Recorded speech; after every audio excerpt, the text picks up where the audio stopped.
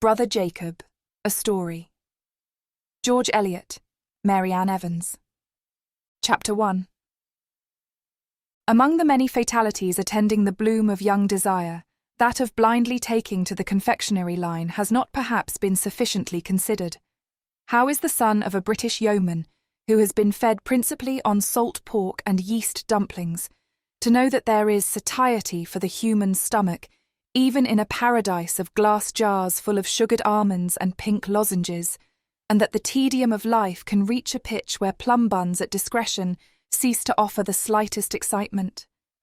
Or how, at the tender age when a confectioner seems to him a very prince whom all the world must envy, who breakfasts on macaroons, dines on meringues, sups on twelfth cake, and fills up the intermediate hours with sugar candy or peppermint, how is he to foresee the day of sad wisdom, when he will discern that the confectioner's calling is not socially influential or favourable to a soaring ambition? I have known a man who turned out to have a metaphysical genius, incautiously, in the period of youthful buoyancy, commence his career as a dancing master, and you may imagine the use that was made of this initial mistake by opponents who felt themselves bound to warn the public against his doctrine of the inconceivable. He could not give up his dancing lessons, because he made his bread by them, and metaphysics would not have found him in so much as salt to his bread. It was really the same with Mr. David Faux and the confectionery business. His uncle, the butler at the great house close by Brigford, had made a pet of him in his early boyhood, and it was on a visit to this uncle that the confectioners' shops in that brilliant town had, on a single day, fired his tender imagination. He carried home the pleasing illusion that a confectioner must be at once the happiest and the foremost of men, since the things he made were not only the most beautiful to behold, but the very best eating, and such as the Lord Mayor must always order largely for his private recreation, so that when his father declared he must be put to a trade, David chose his line without a moment's hesitation, and with a rashness inspired by a sweet tooth, wedded himself irrevocably to confectionery. Soon, however, the tooth lost its relish and fell into blank indifference, and all the while his mind expanded, his ambition took new shapes, which could hardly be satisfied within the sphere his youthful ardour had chosen. But what was he to do? He was a young man of much mental activity, and above all, gifted with a spirit of contrivance. But then, his faculties would not tell with great effect in any other medium than that of candied sugars, conserves, and pastry. Say what you will about the identity of the reasoning process in all branches of thought, or about the advantage of coming to subjects with a fresh mind, the adjustment of butter to flour, and of heat to pastry, is not the best preparation for the office of Prime Minister. Besides, in the present imperfectly organised state of society, there are social barriers. David could invent delightful things in the way of drop cakes, and he had the widest views of the sugar department. But in other directions he certainly felt hampered by the want of knowledge and practical skill.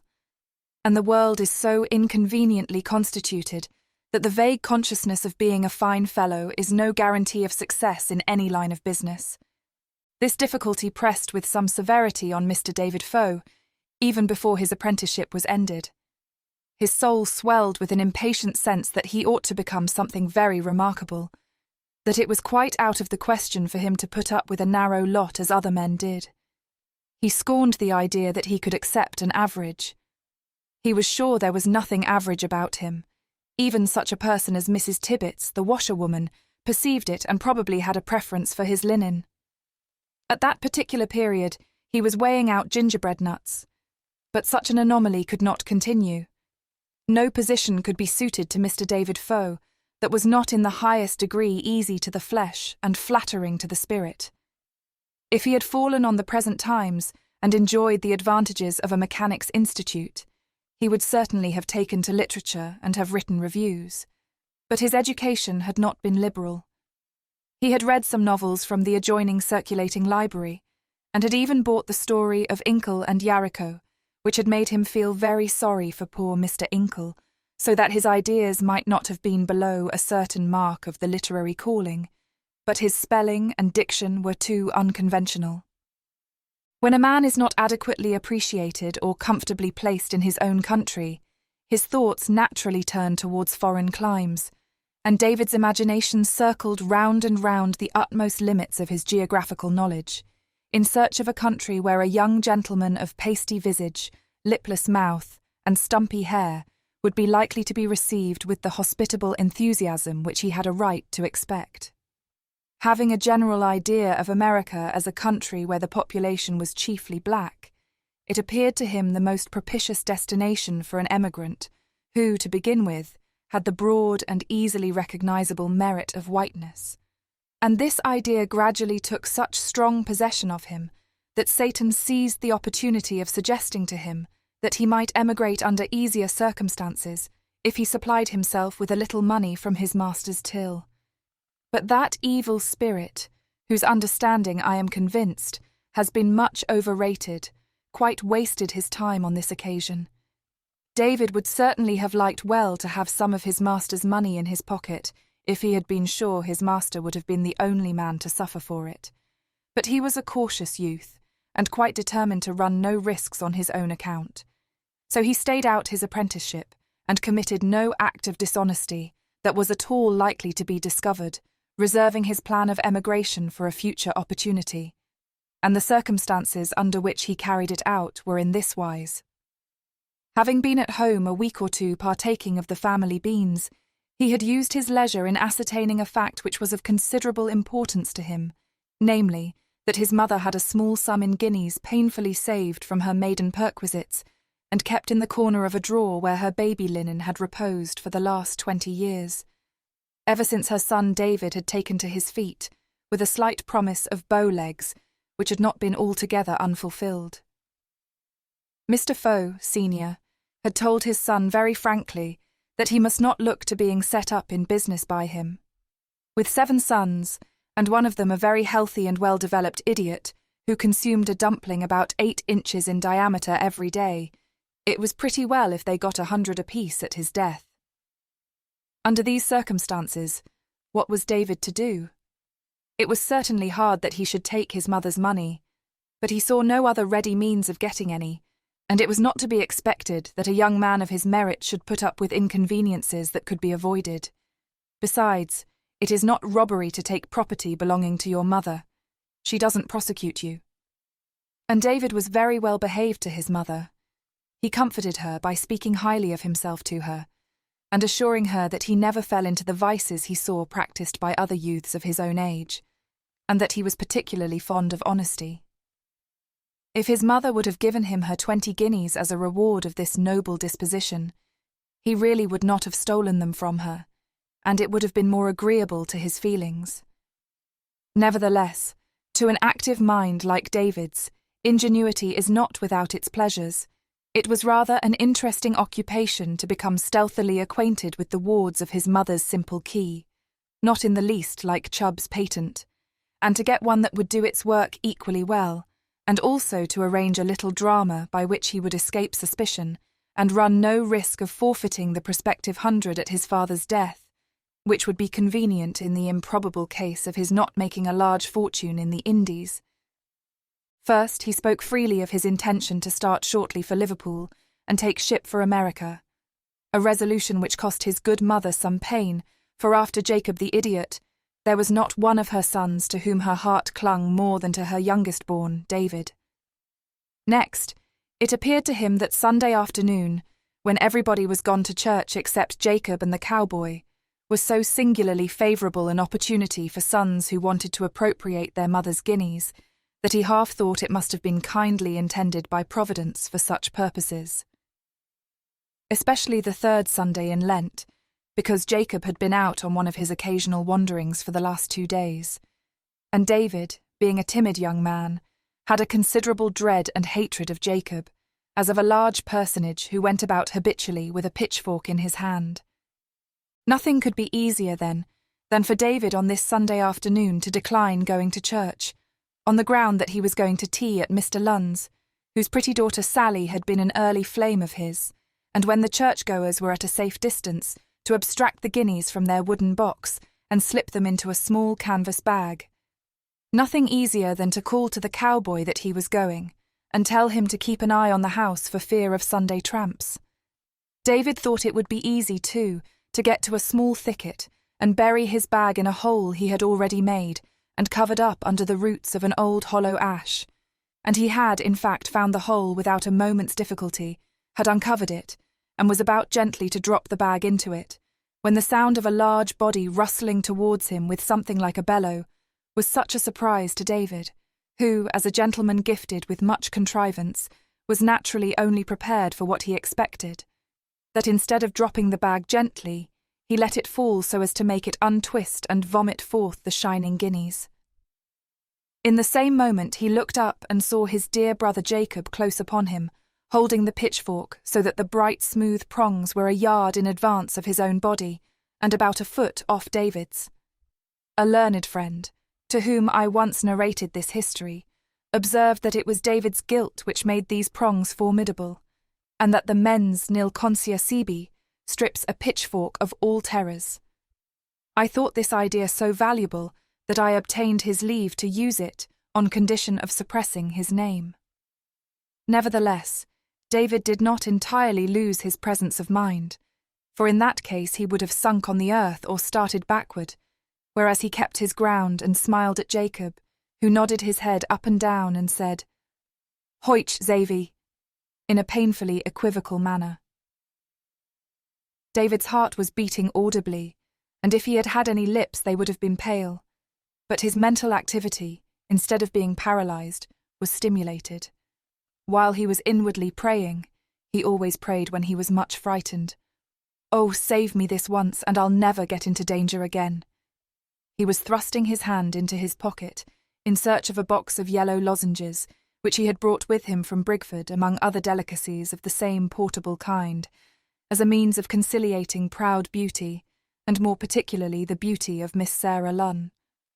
Not one of these delicacies had he ever offered to poor Jacob, for David was not a young man to waste his jujubes and barley sugar in giving pleasure to people from whom he expected nothing.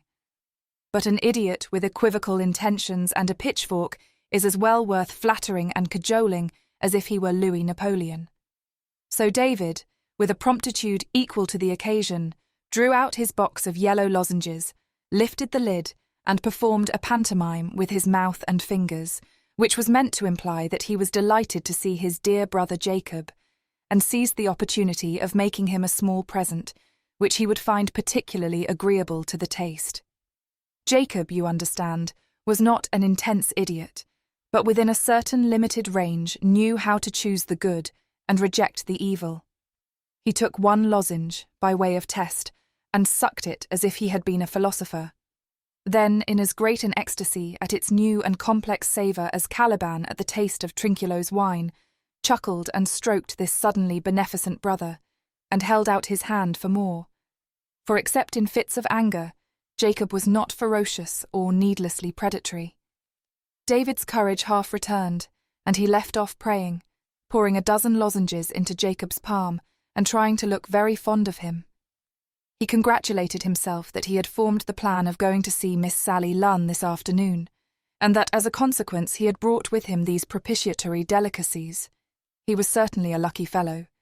Indeed, it was always likely Providence should be fonder of him than of other apprentices, and since he was to be interrupted, why an idiot was preferable to any other sort of witness. For the first time in his life, David thought he saw the advantage of idiots. As for Jacob, he had thrust his pitchfork into the ground, and had thrown himself down beside it, in thorough abandonment to the unprecedented pleasure of having 5 lozenges in his mouth at once, blinking meanwhile, and making inarticulate sounds of gustative content. He had not yet given any sign of noticing the guineas, but in seating himself he had laid his broad right hand on them, and unconsciously kept it in that position, absorbed in the sensations of his palate. If he could only be kept so occupied with the lozenges as not to see the guineas before David could manage to cover them. That was David's best hope of safety, for Jacob knew his mother's guineas. It had been part of their common experience as boys to be allowed to look at these handsome coins and rattle them in their box on high days and holidays, and among all Jacob's narrow experiences as to money, This was likely to be the most memorable. "Here, Jacob," said David, in an insinuating tone, handing the box to him. "I'll give 'em all to you. Run. Make haste, else somebody'll come and take 'em." David, not having studied the psychology of idiots, was not aware that they are not to be wrought upon by imaginative fears. Jacob took the box with his left hand, but saw no necessity for running away. Was ever a promising young man wishing to lay the foundation of his fortune by appropriating his mother's guineas obstructed by such a daymare as this? But the moment must come when Jacob would move his right hand to draw off the lid of the tin box, and then David would sweep the guineas into the hole with the utmost address and swiftness, and immediately seat himself upon them. Ah, no. It's of no use to have foresight when you are dealing with an idiot. He is not to be calculated upon. Jacob's right hand was given to vague clutching and throwing. It suddenly clutched the guineas as if they had been so many pebbles, and was raised in an attitude which promised to scatter them like seed over a distant bramble, when, from some prompting or other, probably of an unwanted sensation, it paused, descended to Jacob's knee, and opened slowly under the inspection of Jacob's dull eyes. David began to pray again, but immediately desisted, another resource having occurred to him. "Mother, zinnies!" exclaimed the innocent Jacob. Then looking at David, he said interrogatively, "Box?" "Hush, hush," said David, summoning all his ingenuity in this severe strait. "See, Jacob." He took the tin box from his brother's hand and emptied it of the lozenges, returning half of them to Jacob, but secretly keeping the rest in his own hand. Then he held out the empty box and said, "Here's the box, Jacob, the box for the guineas," gently sweeping them from Jacob's palm into the box. This procedure was not objectionable to Jacob. On the contrary, the guineas clinked so pleasantly as they fell that he wished for a repetition of the sound, and seizing the box, began to rattle it very gleefully. David, seizing the opportunity, deposited his reserve of lozenges in the ground, and hastily swept some earth over them. "Look, Jacob," he said at last. Jacob paused from his clinking, and looked into the hole, while David began to scratch away the earth, as if in doubtful expectation. When the lozenges were laid bare, he took them out, one by one, and gave them to Jacob. "Hush," he said in a loud whisper. "Tell nobody. All for Jacob. Hush, shh, put guineas in the hole, they'll come out like this." To make the lesson more complete, he took a guinea, and lowering it into the hole, said, "Put in so." Then, as he took the last lozenge out, he said, "Come out so," and put the lozenge into Jacob's hospitable mouth. Jacob turned his head on one side, looked first at his brother, and then at the hole, like a reflective monkey, and finally laid the box of guineas in the hole with much decision. David made haste to add every one of the stray coins, put on the lid, and covered it well with earth, saying in his meat-coaxing tone, "Take 'em out tomorrow, Jacob, all for Jacob, hush, shh, shh." Jacob, to whom this once indifferent brother had all at once become a sort of sweet-tasted fetish, stroked David's best coat with his adhesive fingers, and then hugged him with an accompaniment of that mingled chuckling and gurgling by which he was accustomed to express the milder passions. But if he had chosen to bite a small morsel out of his beneficent brother's cheek, David would have been obliged to bear it. And here I must pause to point out to you the short-sightedness of human contrivance. This ingenious young man, Mr. David Faux, thought he had achieved a triumph of cunning when he had associated himself in his brother's rudimentary mind with the flavour of yellow lozenges. But he had yet to learn that it is a dreadful thing to make an idiot fond of you, when you yourself are not of an affectionate disposition, especially an idiot with a pitchfork, obviously a difficult friend to shake off by rough usage. It may seem to you rather a blundering contrivance for a clever young man to bury the guineas, but if everything had turned out as David had calculated, you would have seen that his plan was worthy of his talents. The guineas would have lain safely in the earth while the theft was discovered, and David, with the calm of conscious innocence, would have lingered at home, reluctant to say goodbye to his dear mother while she was in grief about her guineas, till at length, on the eve of his departure, he would have disinterred them in the strictest privacy, and carried them on his own person without inconvenience. But David, you perceive, had reckoned without his host, or, to speak more precisely, without his idiot brother, an item of so uncertain and fluctuating a character, that I doubt whether he would not have puzzled the astute heroes of Monsieur de Balzac, whose foresight is so remarkably at home in the future. It was clear to David now that he had only one alternative before him. He must either renounce the guineas by quietly putting them back in his mother's drawer, a course not unattended with difficulty, or he must leave more than a suspicion behind him, by departing early the next morning without giving notice, and with the guineas in his pocket. For if he gave notice that he was going, his mother, he knew, would insist on fetching from her box of guineas the 3 she had always promised him as his share. Indeed, in his original plan, he had counted on this as a means by which the theft would be discovered under circumstances that would themselves speak for his innocence. But now, as I need hardly explain, that well-combined plan was completely frustrated. Even if David could have bribed Jacob with perpetual lozenges, an idiot's secrecy is itself betrayal. He dared not even go to tea at Mr. Lunn's, for in that case he would have lost sight of Jacob, who, in his impatience for the crop of lozenges, might scratch up the box again while he was absent and carry it home, depriving him at once of reputation and guineas. No, he must think of nothing all the rest of this day but of coaxing Jacob and keeping him out of mischief. It was a fatiguing and anxious evening to David. Nevertheless, he dared not go to sleep without tying a piece of string to his thumb and great toe to secure his frequent waking, for he meant to be up with the first peep of dawn and be far out of reach before breakfast time. His father, he thought, would certainly cut him off with a shilling, but what then? Such a striking young man as he would be sure to be well received in the West Indies. In foreign countries there are always openings, even for cats. It was probable that some Princess Yariko would want him to marry her and make him presents of very large jewels beforehand, after which he needn't marry her unless he liked.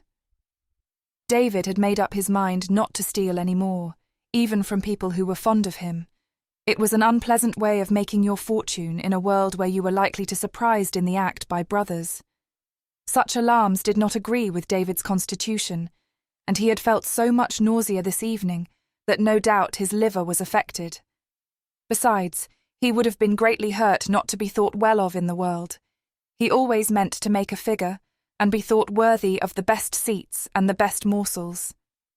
Ruminating to this effect on the brilliant future in reserve for him, David, by the help of his check-string, kept himself on the alert to seize the time of earliest dawn for his rising and departure. His brothers, of course, were early risers, but he should anticipate them by at least an hour and a half, and the little room which he had to himself as only an occasional visitor had its window over the horse-block, so that he could slip out through the window without the least difficulty. Jacob, the horrible Jacob, had an awkward trick of getting up before everybody else, to stem his hunger by emptying the milk bowl that was duly set for him. But of late he had taken to sleeping in the hayloft, and if he came into the house, it would be on the opposite side to that from which David was making his exit. There was no need to think of Jacob, yet David was liberal enough to bestow a curse on him. It was the only thing he ever did bestow gratuitously. His small bundle of clothes was ready packed, and he was soon treading lightly on the steps of the horse-block, soon walking at a smart pace across the fields towards the thicket. It would take him no more than 2 minutes to get out the box. He could make out the tree it was under by the pale strip where the bark was off, although the dawning light was rather dimmer in the thicket. But what, in the name of burnt pastry, was that large body with a staff planted beside it, close at the foot of the ash tree? David paused, not to make up his mind as to the nature of the apparition. He had not the happiness of doubting for a moment that the staff was Jacob's pitchfork, but to gather the self-command necessary for addressing his brother with a sufficiently honeyed accent. Jacob was absorbed in scratching up the earth, and had not heard David's approach. "I say, Jacob," said David in a loud whisper, just as the tin box was lifted out of the hole. Jacob looked up, and discerning his sweet-flavoured brother, nodded and grinned in the dim light in a way that made him seem to David like a triumphant demon. If he had been of an impetuous disposition, he would have snatched the pitchfork from the ground and impaled this fraternal demon. But David was by no means impetuous. He was a young man greatly given to calculate consequences, a habit which has been held to be the foundation of virtue. But somehow it had not precisely that effect in David. He calculated whether an action would harm himself, or whether it would only harm other people.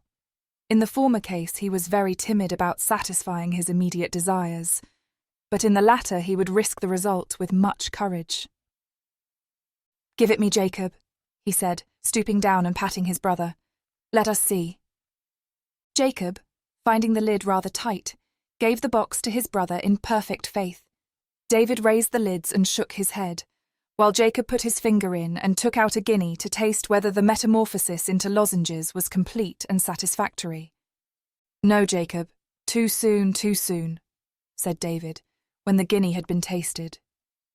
"Give it me. We'll go and bury it somewhere else. We'll put it in yonder," he added, pointing vaguely toward the distance. David screwed on the lid, while Jacob, looking grave, rose and grasped his pitchfork. Then, seeing David's bundle, he snatched it, like a too officious Newfoundland, stuck his pitchfork into it, and carried it over his shoulder in triumph as he accompanied David and the box out of the thicket. What on earth was David to do? It would have been easy to frown at Jacob and kick him and order him to get away. But David dared as soon have kicked the bull. Jacob was quiet as long as he was treated indulgently, but on the slightest show of anger, he became unmanageable, and was liable to fits of fury which would have made him formidable, even without his pitchfork. There was no mastery to be obtained over him, except by kindness or guile. David tried guile. "Go, Jacob," he said when they were out of the thicket, pointing towards the house as he spoke. "Go and fetch me a spade. But give me the bundle," he added, trying to reach it from the fork, where it hung high above Jacob's tall shoulder. But Jacob showed as much alacrity in obeying as a wasp shows in leaving a sugar basin. Near David, he felt himself in the vicinity of lozenges. He chuckled and rubbed his brother's back, brandishing the bundle higher out of reach. David, with an inward groan, changed his tactics and walked on as fast as he could. It was not safe to linger. Jacob would get tired of following him, or at all events could be eluded. If they could once get to the distant high road, a coach would overtake them. David would mount it, having previously by some ingenious means secured his bundle, and then Jacob might howl and flourish his pitchfork as much as he liked. Meanwhile, he was under the fatal necessity of being very kind to this ogre, and of providing a large breakfast for him when they stopped at a roadside inn. It was already 3 hours since they had started, and David was tired. Would no coach be coming up soon? He inquired. No coach for the next 2 hours. But there was a carrier's cart to come immediately, on its way to the next town. If he could slip out, even leaving his bundle behind, and get into the cart without Jacob. But there was a new obstacle. Jacob had recently discovered a remnant of sugar candy in one of his brother's tail pockets, and since then had cautiously kept his hold on that limb of the garment, perhaps with an expectation that there would be a further development of sugar candy after a longer or shorter interval. Now everyone who has worn a coat will understand the sensibilities that must keep a man from starting away in a hurry when there is a grasp on his coat-tail. David looked forward to being well received among strangers, but it might make a difference if he had only one tail to his coat. He felt himself in a cold perspiration. He could walk no more. He must get into the cart and let Jacob get in with him. Presently, a cheering idea occurred to him. After so large a breakfast, Jacob would be sure to go to sleep in the cart. You see at once that David meant to seize his bundle, jump out, and be free. His expectation was partly fulfilled. Jacob did go to sleep in the cart, but it was in a peculiar attitude. It was with his arms tightly fastened round his dear brother's body. and if ever David attempted to move, the grasp tightened with the force of an affectionate boa constrictor. "The innocents fond on you," observed the carrier, thinking that David was probably an amiable brother and wishing to pay him a compliment. David groaned. The ways of thieving were not ways of pleasantness. Oh, why had he an idiot brother? Oh, why, in general, was the world so constituted that a man could not take his mother's guineas comfortably? David became grimly speculative. Copious dinner at noon for Jacob, but little dinner, because little appetite, for David. Instead of eating, he plied Jacob with beer, for through this liberality he descried a hope. Jacob fell into a dead sleep, at last, without having his arms round David, who paid the reckoning, took his bundle, and walked off. In another half-hour he was on the coach on his way to Liverpool, smiling the smile of the triumphant wicked. He was rid of Jacob. He was bound for the Indies, where a gullible princess awaited him. He would never steal any more, but there would be no need. He would show himself so deserving that people would make him presents freely. He must give up the notion of his father's legacy, but it was not likely he would ever want that trifle, and even if he did, why, it was a compensation to think that in being forever divided from his family, he was divided from Jacob, more terrible than Gorgon or Demogorgon to David's timid green eyes. Thank heaven he should never see Jacob any more. Chapter 2. It was nearly 6 years after the departure of Mr. David Faux for the West Indies that the vacant shop in the marketplace at Grimworth was understood to have been let to the stranger with a sallow complexion and a buff cravat, whose first appearance had caused some excitement in the bar of the Woolpack, where he had called to wait for the coach. Grimworth, to a discerning eye, was a good place to set up shopkeeping in. There was no competition in it at present. The church people had their own grocer and draper, the dissenters had theirs, and the 2 or 3 butchers found a ready market for their joints without strict reference to religious persuasion, except that the rector's wife had given a general order for the veal sweetbreads and the mutton kidneys, while Mr. Rod, the Baptist minister, had requested that, so far as was compatible with the fair accommodation of other customers, the sheep's trotters might be reserved for him. And it was likely to be a growing place, for the trustees of Mr. Zephaniah Cripp's charity, under the stimulus of a late visitation by commissioners, were beginning to apply long-accumulating funds to the rebuilding of the Yellow Coat School, which was henceforth to be carried forward on a greatly extended scale, the testator having left no restrictions concerning the curriculum, but only concerning the coat. The shopkeepers at Grimworth were by no means unanimous as to the advantages promised by this prospect of increased population and trading, being substantial men who liked doing a quiet business in which they were sure of their customers and could calculate their returns to a nicety. Hitherto, it had been held a point of honour by the families in Grimworth parish to buy their sugar and their flannel at the shop where their fathers and mothers had bought before them. But if newcomers were to bring in the system of neck-and-neck trading, and solicit feminine eyes by gown pieces laid in fan-like folds, and surmounted by artificial flowers, giving them a factitious charm, for on what human figure would a gown sit like a fan, or what female head was like a bunch of china asters? Or, if new grocers were to fill their windows with mountains of currants and sugar, made seductive by contrast and tickets, what security was there for Grimworth that a vagrant spirit in shopping, once introduced, would not in the end carry the most important families to the larger market town of Cattleton, where, business being done on a system of small profits and quick returns, the fashions were of the freshest, and goods of all kinds might be bought at an advantage.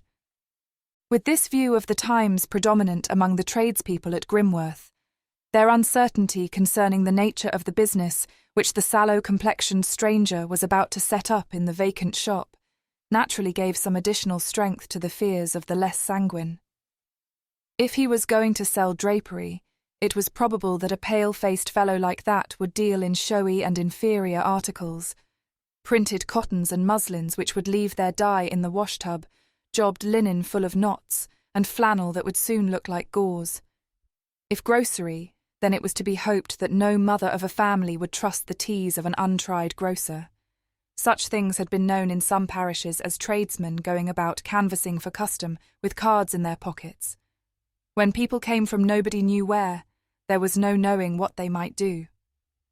It was 1,000 pities that Mr. Moffat, the auctioneer and broker, had died without leaving anybody to follow him in the business, and Mrs. Cleeve's trustee ought to have known better than to let a shop to a stranger.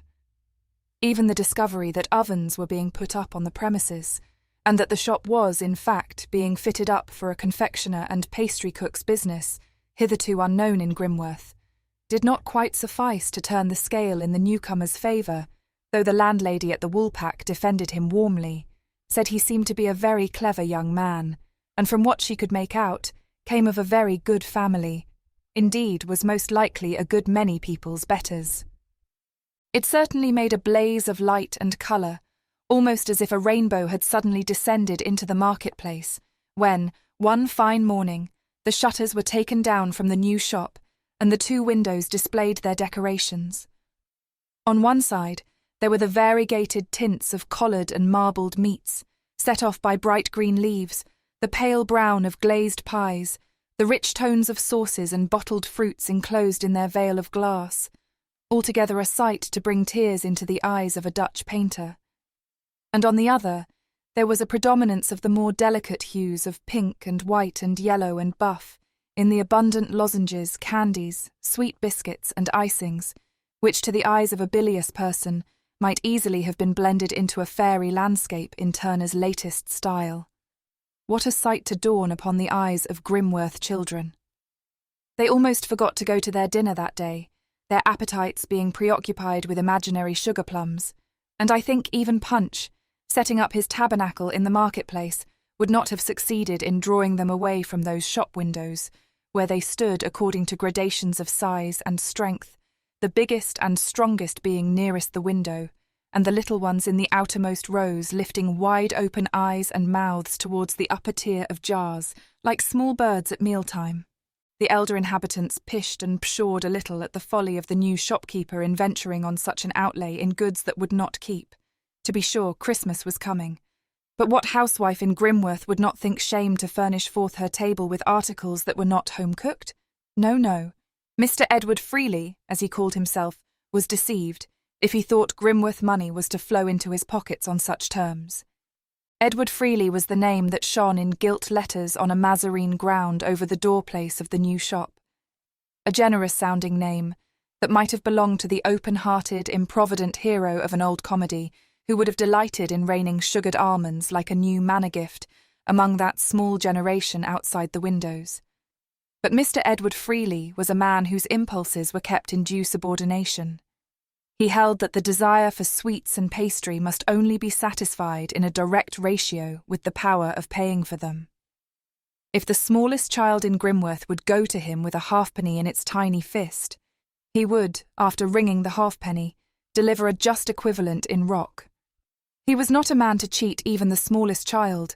He often said so, observing at the same time that he loved honesty, and also that he was very tender-hearted, though he didn't show his feelings as some people did.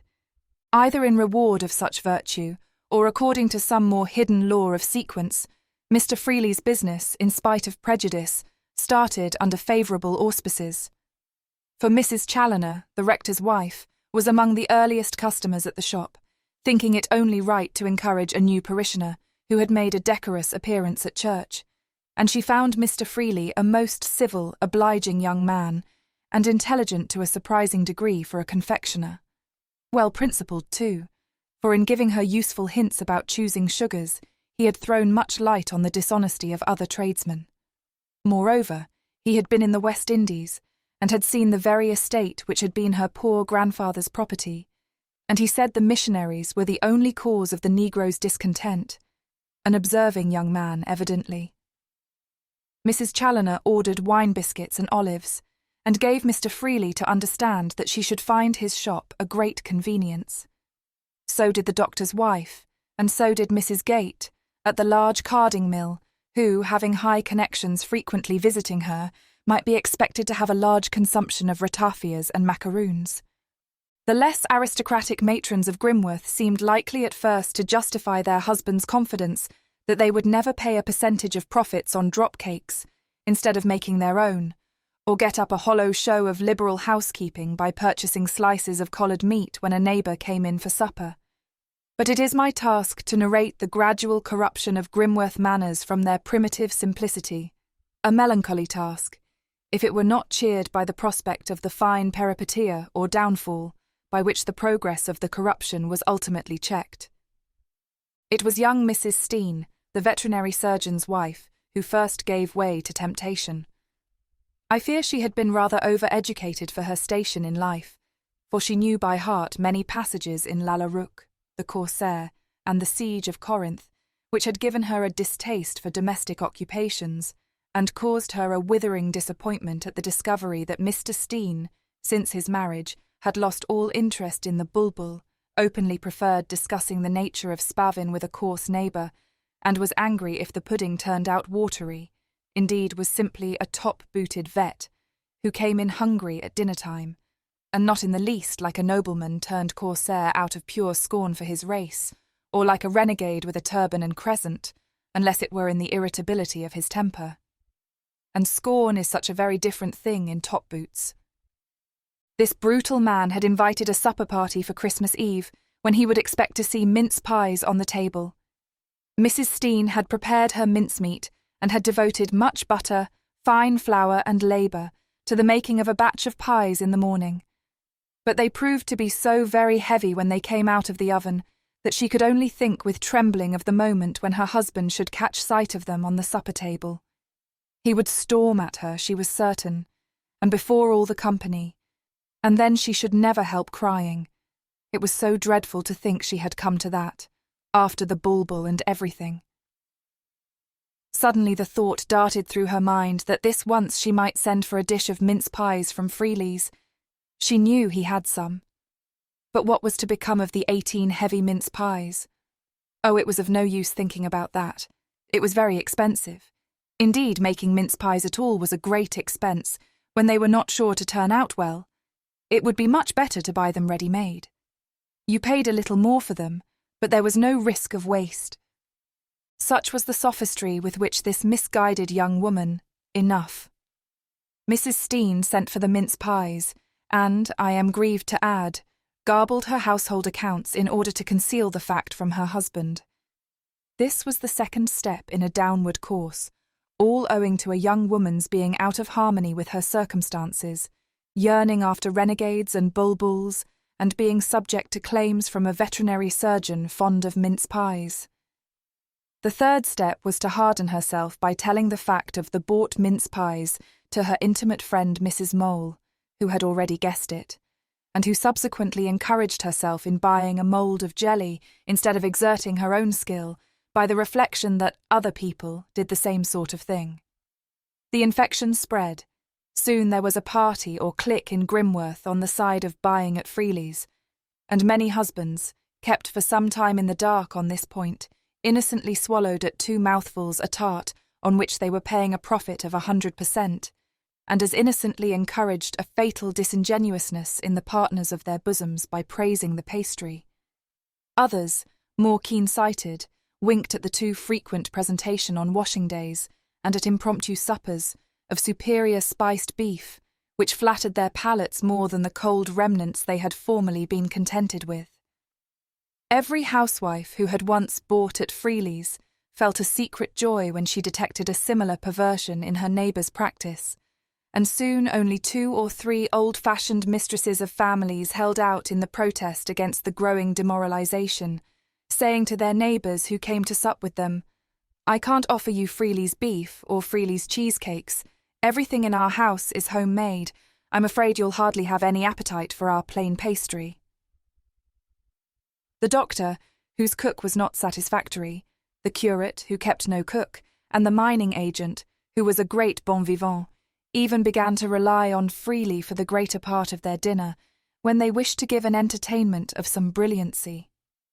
In short, the business of manufacturing the more fanciful viands was fast passing out of the hinds of maids and matrons in private families, and was becoming the work of a special commercial organ, I am not ignorant that this sort of thing is called the inevitable course of civilization, division of labour, and so forth, and that the maids and matrons may be said to have had their hands set free from cookery to add to the wealth of society in some other way. Only it happened at Grimworth, which to be sure was a low place, that the maids and matrons could do nothing with their hands at all better than cooking, not even those who had always made heavy cakes and leathery pastry. And so it came to pass that the progress of civilization at Grimworth was not otherwise apparent than in the impoverishment of men, the gossiping idleness of women, and the heightening prosperity of Mr. Edward Freely. The Yellow Coat School was a double source of profit to the calculating confectioner, for he opened an eating room for the superior workmen employed on the new school, and he accommodated the pupils at the old school by giving great attention to the fancy sugar department.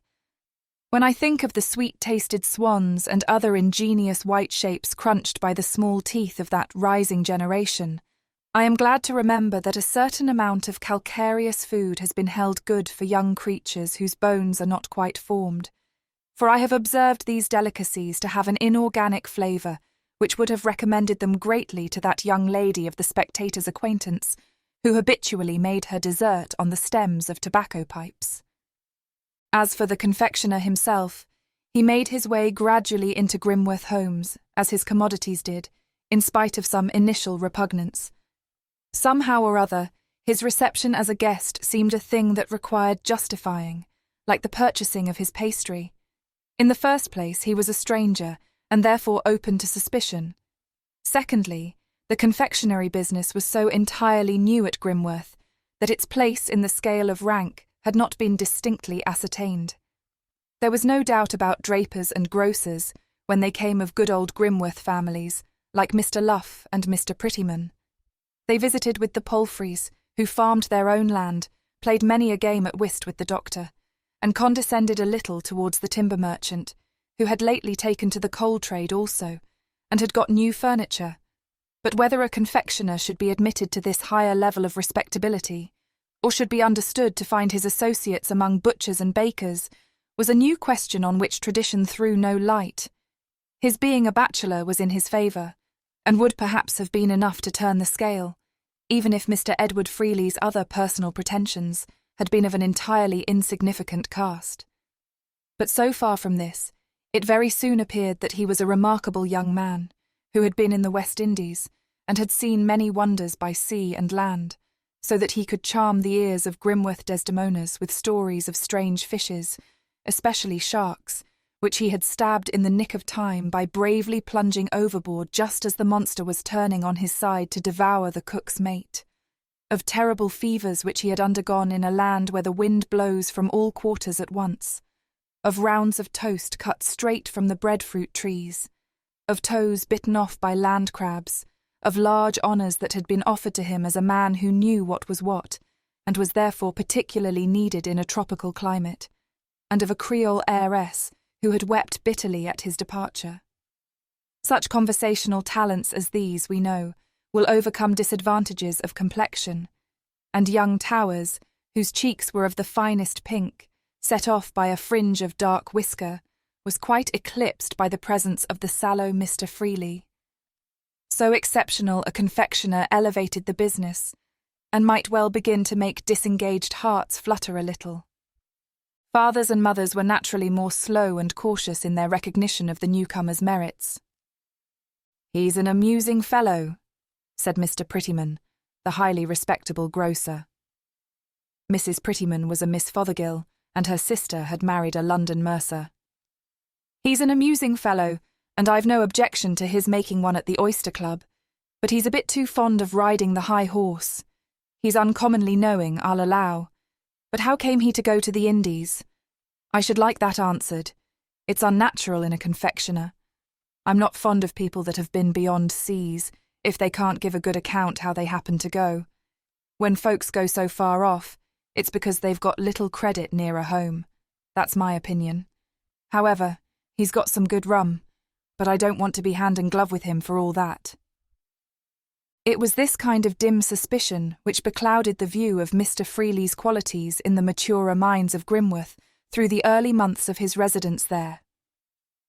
But when the confectioner ceased to be a novelty, the suspicions also ceased to be novel, and people got tired of hinting at them, especially as they seemed to be refuted by his advancing prosperity and importance. Mr. Freely was becoming a person of influence in the parish. He was found useful as an overseer of the poor, having great firmness in enduring other people's pain, which firmness, he said, was due to his great benevolence. He always did what was good for people in the end. Mr. Challoner had even selected him as clergyman's churchwarden, for he was a very handy man, and much more of Mr. Challoner's opinion in everything about church business than the older parishioners. Mr. Freely was a very regular churchman, but at the Oyster Club he was sometimes a little free in his conversation, more than hinting at a life of sultanic self-indulgence which he had passed in the West Indies, shaking his head now and then and smiling rather bitterly, as men are wont to do when they intimate that they have become a little too wise to be instructed about a world which has long been flat and stale to them. For some time he was quite general in his attentions to the fair sex, combining the gallantries of a ladies' man with a severity of criticism on the person and manners of absent belles, which tended rather to stimulate in the feminine breast the desire to conquer the approval of so fastidious a judge. Nothing short of the very best in the department of female charms and virtues could suffice to kindle the ardour of Mr. Edward Freely, who had become familiar with the most luxuriant and dazzling beauty in the West Indies. It may seem incredible that a confectioner should have ideas and conversation so much resembling those to be met with in a higher walk of life, but it must be remembered that he had not merely travelled, he had also bow legs and a sallow, small-featured visage, so that nature herself had stamped him for a fastidious connoisseur of the fair sex. At last, however, it seemed clear that Cupid had found a sharper arrow than usual, and that Mr. Freely's heart was pierced. It was the general talk among the young people at Grimworth. But was it really love, and not rather ambition?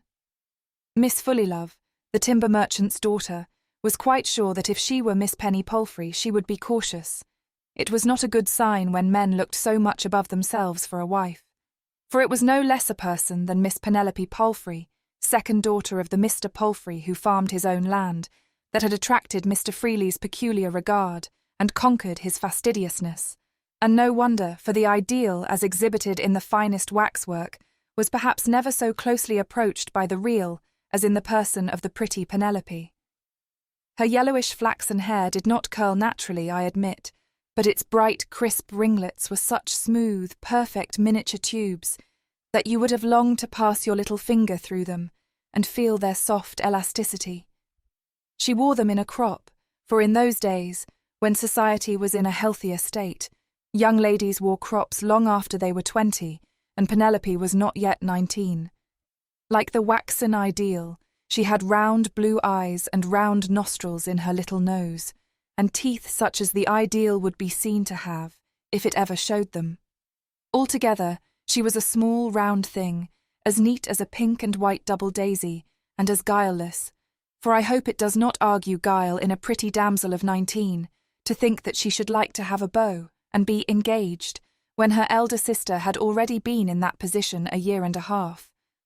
To be sure, there was young Towers always coming to the house, but Penny felt convinced he only came to see her brother, for he never had anything to say to her, and never offered her his arm, and was as awkward and silent as possible. It is not unlikely that Mr. Freely had early been smitten by Penny's charms, as brought under his observation at church, but he had to make his way in society a little before he could come into nearer contact with them, and even after he was well received in Grimworth families, it was a long while before he could converse with Penny otherwise than in an incidental meeting at Mr. Luff's. It was not so easy to get invited to Long Meadows, the residence of the Palfreys, for though Mr. Palfrey had been losing money of late years, not being able quite to recover his feet after the terrible murrain which forced him to borrow, his family were far from considering themselves on the same level even as the old established tradespeople with whom they visited. The greatest people, even kings and queens, must visit with somebody, and the equals of the great are scarce. They were especially scarce at Grimworth, which, as I have before observed, was a low parish, mentioned with the most scornful brevity in gazetteers. Even the great people there were far behind those of their own standing in other parts of this realm. Mr. Palfrey's farmyard doors had the paint all worn off them, and the front garden walks had long been merged in a general weediness. Still, his father had been called Squire Palfrey, and had been respected by the last Grimworth generation as a man who could afford to drink too much in his own house. Pretty Penny was not blind to the fact that Mr. Freely admired her, and she felt sure that it was he who had sent her a beautiful valentine. But her sister seemed to think so lightly of him. All young ladies think lightly of the gentleman to whom they are not engaged, that Penny never dared mention him, and trembled and blushed whenever they met him, thinking of the valentine, which was very strong in its expressions, and which she felt guilty of knowing by heart. A man who had been to the Indies, and knew the sea so well, seemed to her a sort of public character, almost like Robinson Crusoe or Captain Cook, and Penny had always wished her husband to be a remarkable personage, likely to be put in Mangnall's Questions, with which register of the immortals she had become acquainted during her 1 year at a boarding school. Only it seemed strange that a remarkable man should be a confectioner and pastry cook, and this anomaly quite disturbed Penny's dreams. Her brothers, she knew, laughed at men who couldn't sit on horseback well, and called them tailors. But her brothers were very rough, and were quite without that power of anecdote which made Mr. Freely such a delightful companion. He was a very good man, she thought, for she had heard him say at Mr. Luff's one day that he always wished to do his duty in whatever state of life he might be placed, and he knew a great deal of poetry, for one day he had repeated a verse of a song. She wondered if he had made the words of the valentine. It ended in this way: "Without thee, it is pain to live, but with thee, it were sweet to die." Poor Mr. Freely! Her father would very likely object. She felt sure he would, for he always called Mr. Freely that sugar-plum fellow. Oh, it was very cruel when true love was crossed in that way, and all because Mr. Freely was a confectioner. Well, Penny would be true to him for all that, and since his being a confectioner gave her an opportunity of showing her faithfulness, she was glad of it. Edward Freely was a pretty name, much better than John Towers. Young Towers had offered her a rose out of his buttonhole the other day, blushing very much, but she refused it, and thought with delight how much Mr. Freely would be comforted if he knew her firmness of mind. Poor little Penny! The days were so very long among the daisies on a grazing farm, and thought is so active. How was it possible that the inward drama should not get the start of the outward? I have known young ladies, much better educated, and with an outward world diversified by instructive lectures, to say nothing of literature and highly developed fancy work, who have spun a cocoon of visionary joys and sorrows for themselves, just as Penny did. Her elder sister, Letitia, who had a prouder style of beauty and a more worldly ambition, was engaged to a wool factor, who came all the way from Cattleton to see her. And everybody knows that a wool factor takes a very high rank, sometimes driving a double-bodied gig. Letty's notions got higher every day, and Penny never dared to speak of her cherished griefs to her lofty sister, never dared to propose that they should call at Mr. Freely's to buy licorice, though she had prepared for such an incident by mentioning a slight sore throat. So she had to pass the shop on the other side of the marketplace, and reflect, with a suppressed sigh, that behind those pink and white jars, somebody was thinking of her tenderly, unconscious of the small space that divided her from him. And it was quite true that, when business permitted, Mr. Freely thought a great deal of Penny. He thought her prettiness comparable to the loveliest things in confectionery. He judged her to be of submissive temper, likely to wait upon him as well as if she had been a negress, and to be silently terrified when his liver made him irritable. And he considered the Palfrey family quite the best in the parish, possessing marriageable daughters. On the whole, he thought her worthy to become Mrs. Edward Freely, and all the more so, because it would probably require some ingenuity to win her.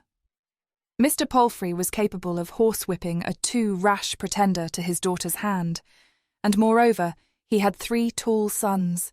It was clear that a suitor would be at a disadvantage with such a family, unless travel and natural acumen had given him a countervailing power of contrivance.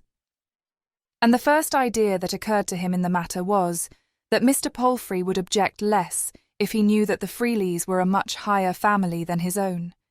It had been foolish modesty in him hitherto to conceal the fact that a branch of the Freelys held a manor in Yorkshire, and to shut up the portrait of his great-uncle the Admiral, instead of hanging it up where a family portrait should be hung, over the mantelpiece in the parlour. Admiral Freely, KCB, once placed in this conspicuous position, was seen to have had one arm only, and one eye in these points resembling the heroic Nelson, while a certain pallid insignificance of feature confirmed the relationship between himself and his grand-nephew. Next, Mr. Freely was seized with an irrepressible ambition to possess Mrs. Palfrey's receipt for brawn, hers being pronounced on all hands to be superior to his own, as he informed her in a very flattering letter carried by his errand-boy. Now Mrs. Palfrey, like other geniuses, wrought by instinct rather than by rule, and possessed no receipts, indeed despised all people who used them, observing that people who pickled by book must pickle by weights and measures, and such nonsense. As for herself, her weights and measures were the tip of her finger and the tip of her tongue, and if you went nearer, why, of course, for dry goods like flour and spice, you went by handfuls and pinches, and for wet, there was a middle-sized jug, quite the best thing whether for much or little, because you might know how much a teacupful was if you'd got any use of your senses, and you might be sure it would take 5 middle-sized jugs to make a gallon. Knowledge of this kind is like Titian's colouring, difficult to communicate, and as Mrs. Palfrey, once remarkably handsome, had now become rather stout and asthmatical, and scarcely ever left home, her oral teaching could hardly be given anywhere except at Long Meadows. Even a matron is not insusceptible to flattery, and the prospect of a visitor whose great object would be to listen to her conversation was not without its charms to Mrs. Palfrey. Since there was no receipt to be sent in reply to Mr. Freely's humble request, she called on her more docile daughter, Penny, to write a note, telling him that her mother would be glad to see him and talk with him on brawn, any day that he could call at Long Meadows. Penny obeyed with a trembling hand, thinking how wonderfully things came about in this world. In this way, Mr. Freely got himself introduced into the home of the Palfreys, and notwithstanding a tendency in the male part of the family to jeer at him a little as peaky and bow-legged, he presently established his position as an accepted and frequent guest. Young Towers looked at him with increasing disgust when they met at the house on a Sunday, and secretly longed to try his ferret upon him, as a piece of vermin which that valuable animal would be likely to tackle with unhesitating vigour. But, so blind sometimes are parents, neither Mr. nor Mrs. Palfrey suspected that Penny would have anything to say to a tradesman of questionable rank whose youthful bloom was much withered. Young Towers, they thought, had an eye to her, and that was likely enough to be a match some day, but Penny was a child at present. And all the while Penny was imagining the circumstances under which Mr. Freely would make her an offer, perhaps down by the row of damson trees, when they were in the garden before tea, perhaps by letter, in which case, how would the letter begin? Dearest Penelope? Or, my dear Miss Penelope? Or straight off without dear anything, as seemed the most natural when people were embarrassed. But however he might make the offer, she would not accept it without her father's consent. She would always be true to Mr. Freely, but she would not disobey her father. For Penny was a good girl, though some of her female friends were afterwards of opinion that it spoke ill for her not to have felt an instinctive repugnance to Mr. Freely. But he was cautious, and wished to be quite sure of the ground he trod on. His views on marriage were not entirely sentimental, but were as duly mingled with considerations of what would be advantageous to a man in his position, as if he had had a very large amount of money spent on his education. He was not a man to fall in love in the wrong place, and so he applied himself quite as much to conciliate the favour of the parents as to secure the attachment of Penny. Mrs. Palfrey had not been inaccessible to flattery, and her husband, being also of mortal mould, would not, it might be hoped, be proof against rum, that very fine Jamaica rum, of which Mr. Freely expected always to have a supply sent him from Jamaica. It was not easy to get Mr. Palfrey into the parlour behind the shop, where a mild back-street light fell on the features of the heroic Admiral. But by getting hold of him rather late one evening as he was about to return home from Grimworth, the aspiring lover succeeded in persuading him to sup on some collared beef, which, after Mrs. Palfrey's brawn, he would find the very best of cold eating. From that hour Mr. Freely felt sure of success. Being in privacy with an estimable man old enough to be his father, and being rather lonely in the world, it was natural he should unbosom himself a little on subjects which he could not speak of in a mixed circle, especially concerning his expectations from his uncle in Jamaica, who had no children, and loved his nephew Edward better than anyone else in the world, though he had been so hurt at his leaving Jamaica that he had threatened to cut him off with a shilling. However, he had since written to state his full forgiveness, and though he was an eccentric old gentleman and could not bear to give away money during his life, Mr. Edward Freely could show Mr. Palfrey the letter which declared, plainly enough, who would be the affectionate uncle's heir. Mr. Palfrey actually saw the letter, and could not help admiring the spirit of the nephew, who declared that such brilliant hopes as these made no difference to his conduct. He should work at his humble business and make his modest fortune at it all the same. If the Jamaica estate was to come to him, well and good. It was nothing very surprising for one of the Freely family to have an estate left him, considering the lands that family had possessed in time gone by. Nay, still possessed in the Northumberland branch. Would not Mr. Palfrey take another glass of rum? And also look at the last year's balance of the accounts. Mr. Freely was a man who cared to possess personal virtues and did not pique himself on his family, though some men would. We know how easily the great Leviathan may be led when once there is a hook in his nose or a bridle in his jaws. Mr. Palfrey was a large man, but like Leviathan's, his bulk went against him when once he had taken a turning. He was not a mercurial man, who easily changed his point of view. Enough. Before 2 months were over, he had given his consent to Mr. Freely's marriage with his daughter Penny, and having hit on a formula by which he could justify it, fenced off all doubts and objections, his own included. The formula was this: I'm not a man to put my head up an entry before I know where it leads. Little Penny was very proud and fluttering, but hardly so happy as she expected to be in an engagement. She wondered if young Towers cared much about it, for he had not been to the house lately, and her sister and brothers were rather inclined to sneer than to sympathise. Grimworth rang with the news.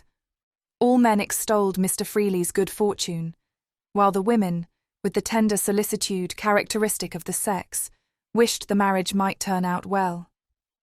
While affairs were at this triumphant juncture, Mr. Freely one morning observed that a stone carver who had been breakfasting in the eating-room had left a newspaper behind. It was the Exshire Gazette, and Exshire being a county not unknown to Mr. Freely, he felt some curiosity to glance over it, and especially over the advertisements. A slight flush came over his face as he read. It was produced by the following announcement.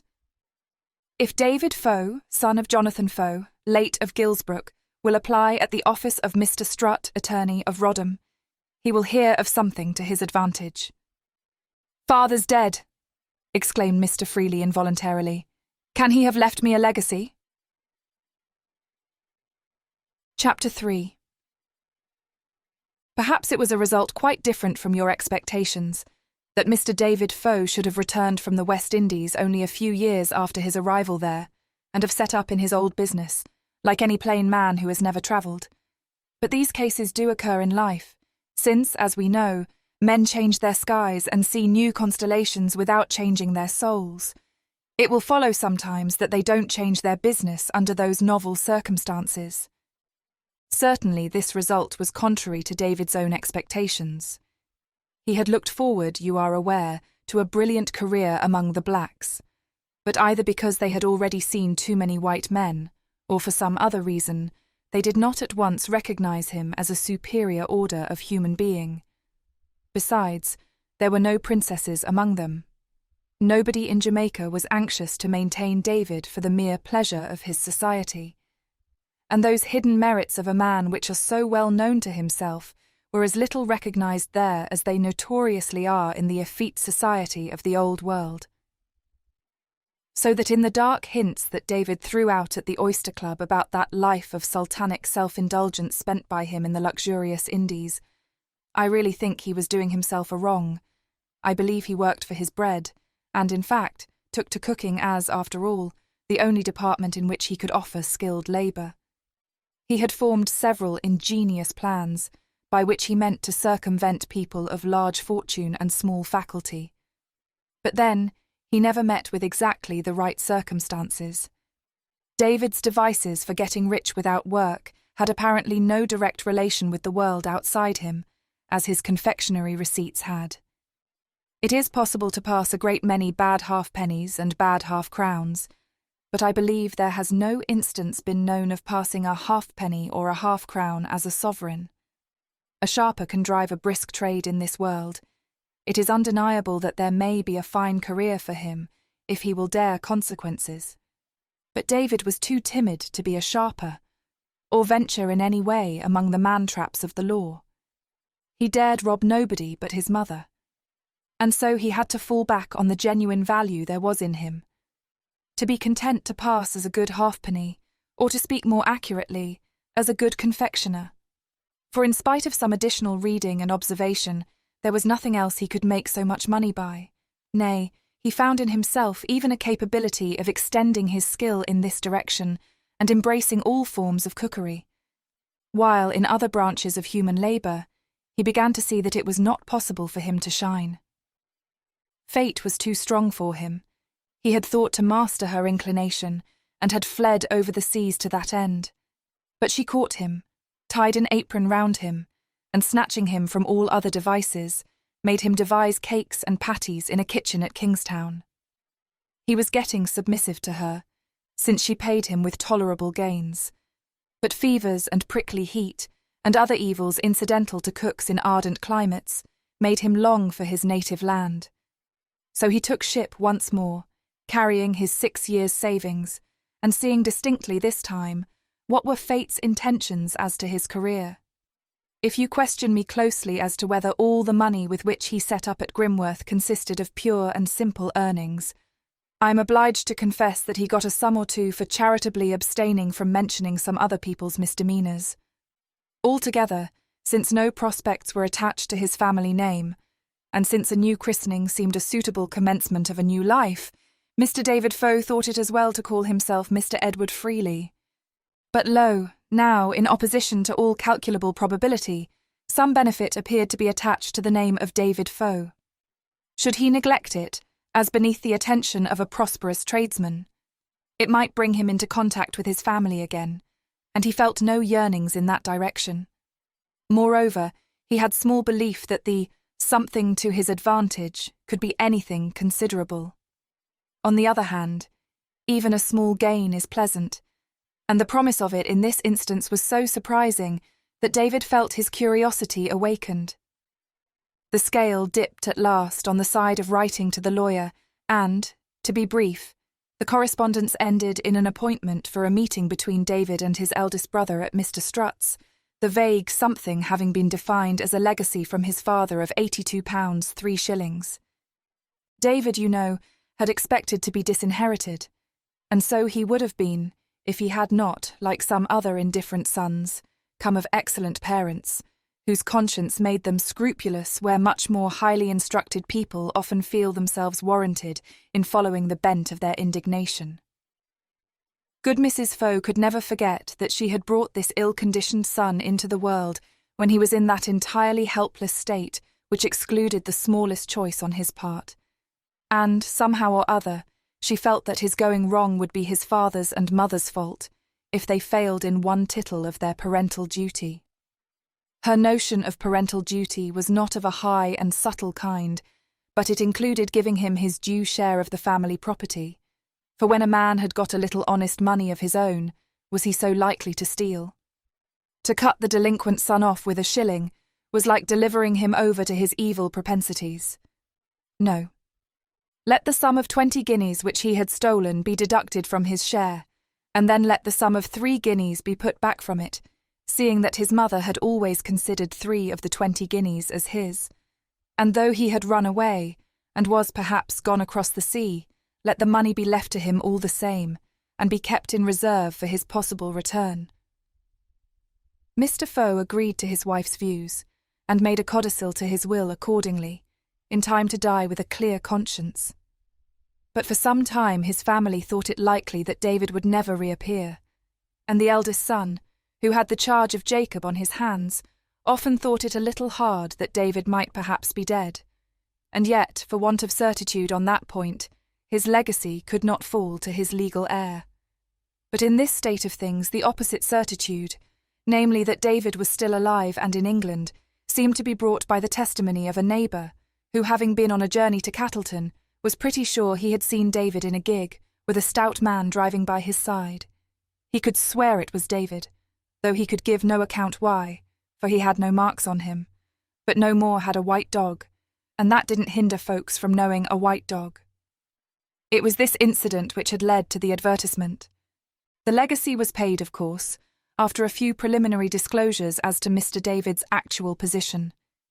He begged to send his love to his mother, and to say that he hoped to pay her a dutiful visit by and by, but, at present, his business and near prospect of marriage made it difficult for him to leave home. His brother replied with much frankness, "My mother may do as she likes about having you to see her, but for my part, I don't want to catch sight of you on the premises again. When folks have taken a new name, they'd better keep to their new quinitance." David pocketed the insult, along with the £82.3, and travelled home again in some triumph at the ease of a transaction which had enriched him to this extent. He had no intention of offending his brother by further claims on his fraternal recognition, and relapsed with full contentment into the character of Mr. Edward Freely, the orphan, scion of a great but reduced family, with an eccentric uncle in the West Indies. I have already hinted that he had some acquaintance with imaginative literature, and being of a practical turn, he had, you perceive, applied even this form of knowledge to practical purposes.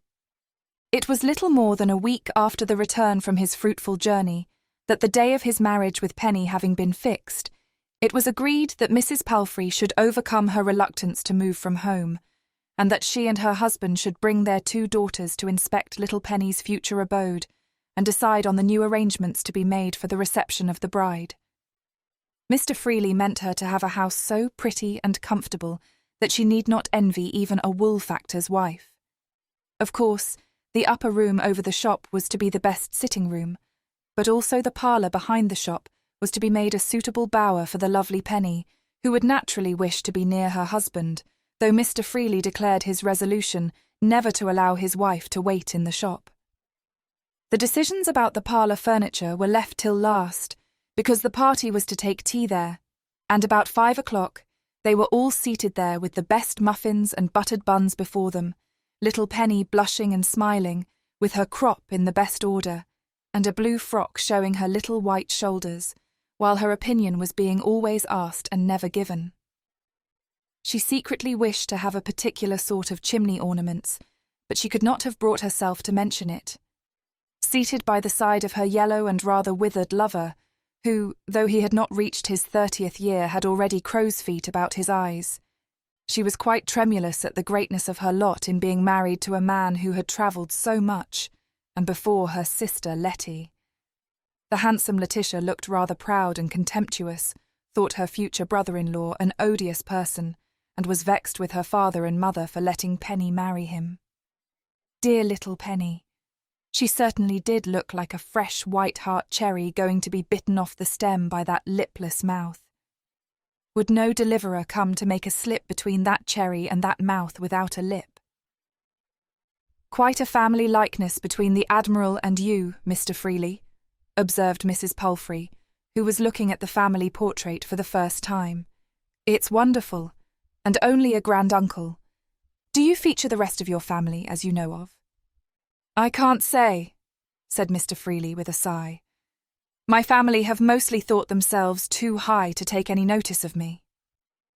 At this moment, An extraordinary disturbance was heard in the shop, as of a heavy animal stamping about and making angry noises, and then of a glass vessel falling in shivers, while the voice of the apprentice was heard calling "Master" in great alarm. Mr. Freely rose in anxious astonishment and hastened into the shop, followed by the 4 palfreys, who made a group at the parlour door, transfixed with wonder at seeing a large man in a smock frock, with a pitchfork in his hand, rush up to Mr. Freely and hug him, crying out, "Zavy, Zavy, brother Zavy!" It was Jacob, and for some moments David lost all presence of mind. He felt arrested for having stolen his mother's guineas. He turned cold and trembled in his brother's grasp. "Why, how's this?" said Mr. Palfrey, advancing from the door. "Who is he?" Jacob supplied the answer by saying over and over again, "I's Zacob, brother Zacob, come o vis-a-vis," till hunger prompted him to relax his grasp and to seize a large raised pie which he lifted to his mouth. By this time David's power of device had begun to return, but it was a very hard task for his prudence to master his rage and hatred towards poor Jacob. "I don't know who he is. He must be drunk," he said in a low tone to Mr. Palfrey. "But he's dangerous with that pitchfork. He'll never let it go." Then, checking himself on the point of betraying too great an intimacy with Jacob's habits, he added, "You watch him, while I run for the constable," and he hurried out of the shop. "Why, where do you come from, my man?" said Mr. Palfrey, speaking to Jacob in a conciliatory tone. Jacob was eating his pie by large mouthfuls, and looking round at the other good things in the shop, while he embraced his pitchfork with his left arm and laid his left hand on some Bath buns. He was in the rare position of a person who recovers a long-absent friend and finds him richer than ever in the characteristics that won his heart. "I's Zacob, be other Zacob, t'home. I love Zavy, be other Zavy," he said, as soon as Mr. Palfrey had drawn his attention. "Zavy come back from the Indies, got mother's zinnies. Where's Zavy?" he added, looking round and then turning to the others with a questioning air, puzzled by David's disappearance. "It's very odd," observed Mr. Palfrey to his wife and daughters. "He seems to say Freely's his brother come back from the Indies." "What a pleasant relation for us," said Letitia sarcastically. "I think he's a good deal like Mr. Freely. He's got just the same sort of nose, and his eyes are the same colour." Poor Penny was ready to cry. But now Mr. Freely re-entered the shop without the constable. During his walk of a few yards he had had time and calmness enough to widen his view of consequences, and he saw that to get Jacob taken to the workhouse or to the lock-up house as an offensive stranger might have awkward effects if his family took the trouble of inquiring after him. He must resign himself to more patient measures. "On second thoughts," he said, beckoning to Mr. Palfrey and whispering to him while Jacob's back was turned. "He's a poor half-witted fellow. Perhaps his friends will come after him. I don't mind giving him something to eat and letting him lie down for the night. He's got it into his head that he knows me. They do get these fancies, idiots do. He'll perhaps go away again in an hour or two and make no more ado. I'm a kind-hearted man myself. I shouldn't like to have the poor fellow ill-used." "Why, he'll eat a sovereign's worth in no time," said Mr. Palfrey, thinking Mr. Freely a little too magnificent in his generosity. "Eh, Zavy, come back!" exclaimed Jacob, giving his dear brother another hug, which crushed Mr. Freely's features inconveniently against the handle of the pitchfork. "Aye, aye," said Mr. Freely, smiling, with every capability of murder in his mind, except the courage to commit it. He wished the Bath buns might by chance have arsenic in them. "Mother's zinnies?" said Jacob, pointing to a glass jar of yellow lozenges that stood in the window. "Ziv 'em me." David dared not do otherwise than reach down the glass jar and give Jacob a handful. He received them in his smock frock, which he held out for more. "They'll keep him quiet a bit, at any rate," thought David, and emptied the jar. Jacob grinned and mowed with delight. "You're very good to this stranger, Mr. Freely," said Letitia, and then spitefully, as David joined the party at the parlour door, "I think you could hardly treat him better if he was really your brother." "I've always thought it a duty to be good to idiots," said Mr. Freely, striving after the most moral view of the subject. "We might have been idiots ourselves. Everybody might have been born idiots instead of having their right senses." "Yeah, I don't know where there'd have been victual for us all then," observed Mrs. Palfrey, regarding the matter in a housewifely light. "But let us sit down again and finish our tea," said Mr. Freely. "Let us leave the poor creature to himself." They walked into the parlour again, but Jacob, not apparently appreciating the kindness of leaving him to himself, immediately followed his brother, and seated himself, pitchfork grounded, at the table. "Well," said Miss Letitia, rising, "I don't know whether you mean to stay, Mother, but I shall go home." "Oh, me too," said Penny, frightened to death at Jacob, who had begun to nod and grin at her.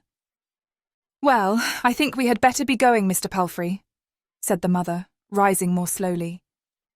Mr. Freely, whose complexion had become decidedly yellower during the last half-hour, did not resist this proposition. He hoped they should meet again, under happier circumstances. "It's my belief the man is his brother," said Letitia, when they were all on their way home. "Nonsense," said Mr. Palfrey. "Freely's got no brother. He's said so many and many a time. He's an orphan. He's got nothing but uncles, leastwise one. What's it matter what an idiot says? What call had Freely to tell lies?" Letitia tossed her head and was silent.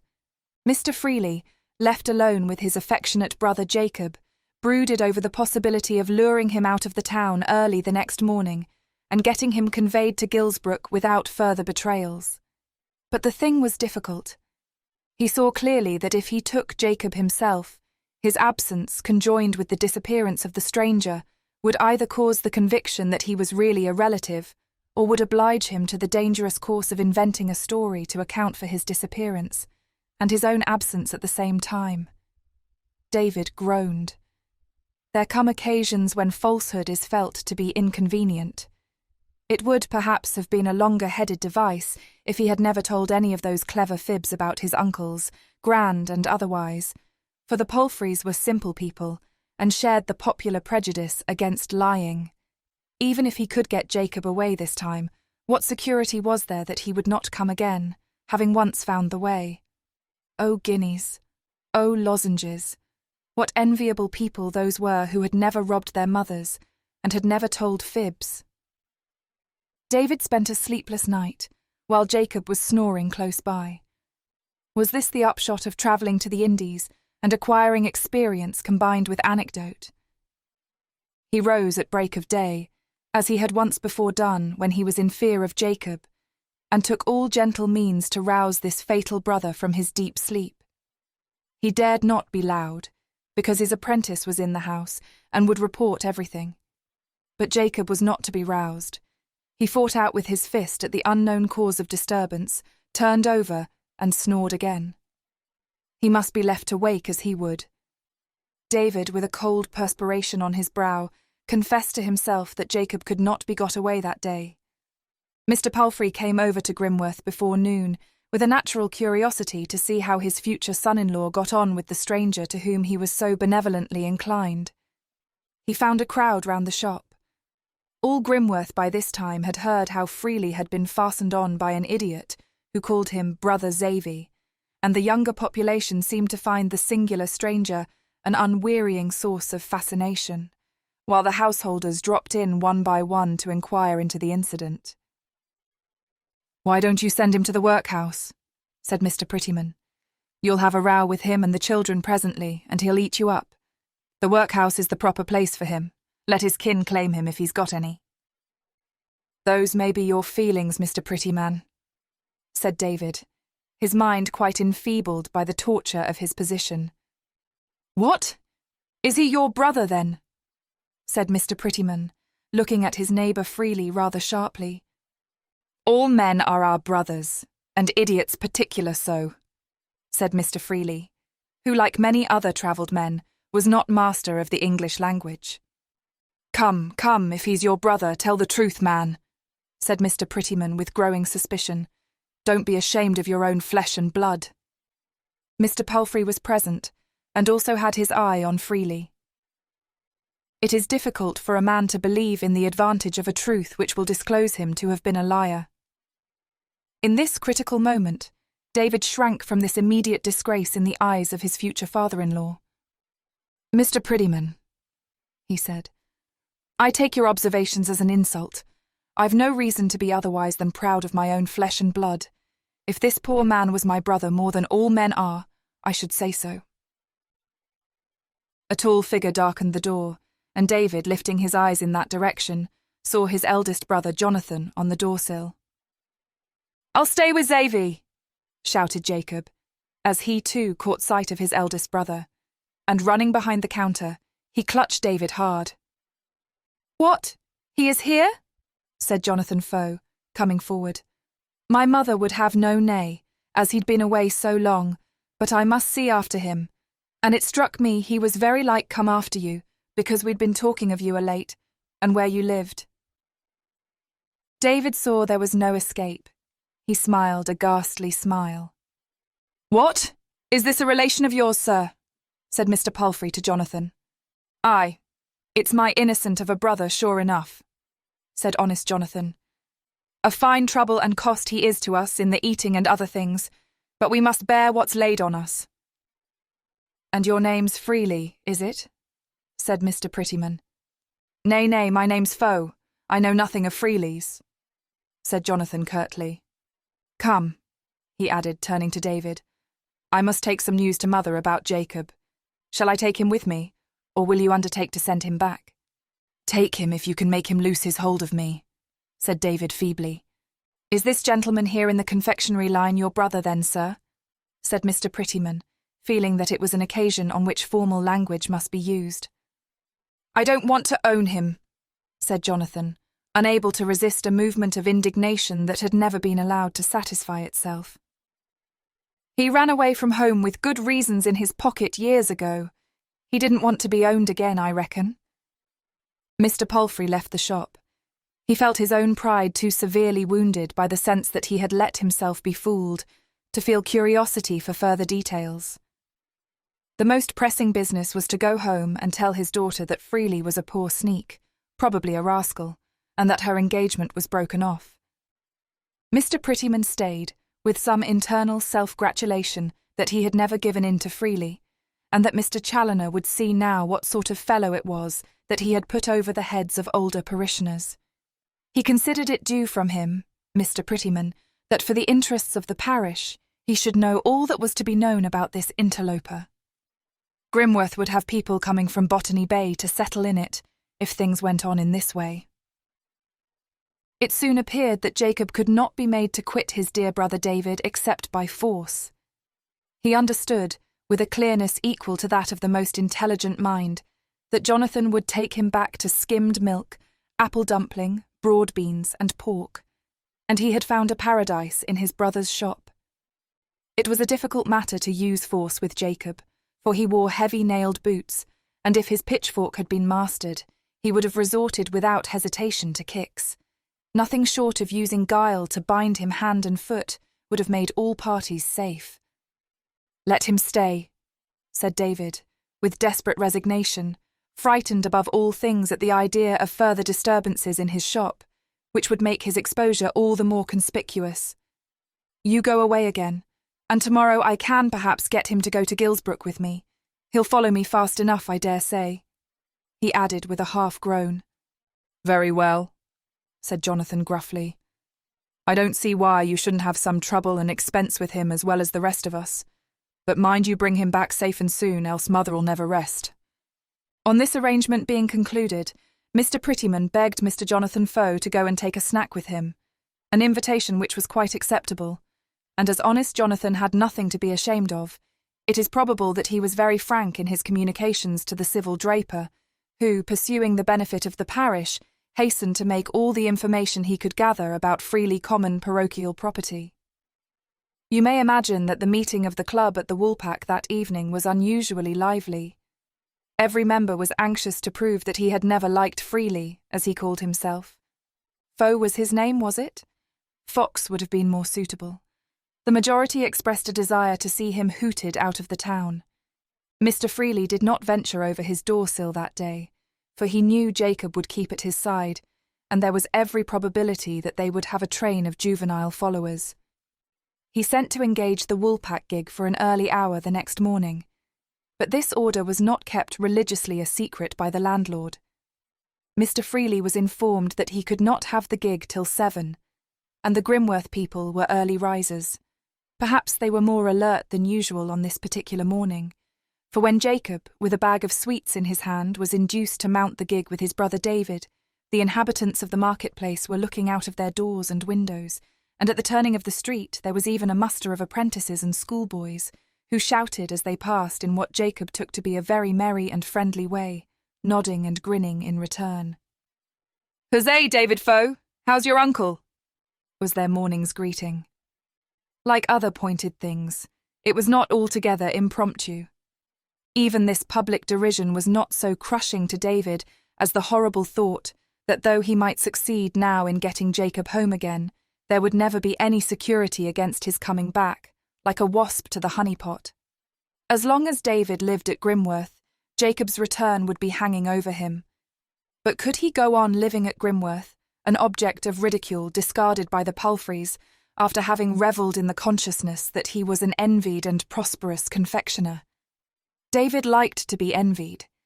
He minded less about being loved. His doubts on this point were soon settled. The mind of Grimworth became obstinately set against him and his viands, and the new school being finished, the eating room was closed. If there had been no other reason, sympathy with the Palfreys, that respectable family who had lived in the parish time out of mind, would have determined all well-to-do people to decline Freely's goods. Besides, he had absconded with his mother's guineas. Who knew what else he had done, in Jamaica or elsewhere before he came to Grimworth, worming himself into families under false pretences? Females shuddered. Dreadful suspicions gathered round him. His green eyes, his bow legs had a criminal aspect. The rector disliked the sight of a man who had imposed upon him, and all boys who could not afford to purchase hooted David Faux as they passed his shop. Certainly no man now would pay anything for the goodwill of Mr. Freely's business, and he would be obliged to quit it without a peculium so desirable towards defraying the expense of moving.